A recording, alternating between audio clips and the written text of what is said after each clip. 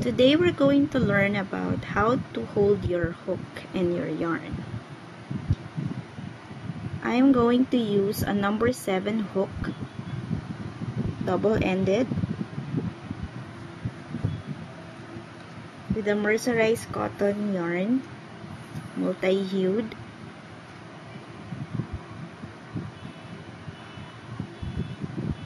I hold the hook in the middle like using a pen, like this,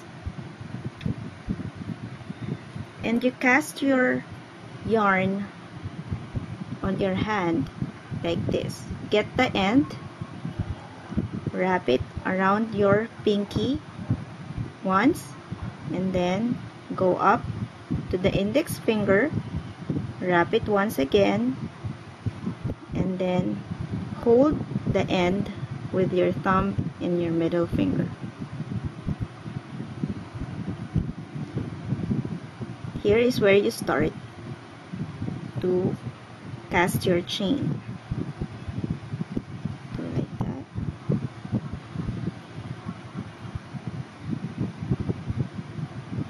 I usually start my chain with a loop. Without the hook yet, make a circle like this, and then like that. See, in the inside of the circle, grab the yarn, the long end of the yarn, to make a loop. Pull the short end, and you have your first loop. This doesn't count as the first chain. You insert your hook inside the loop, tug to tighten, and you can start creating your chain with this.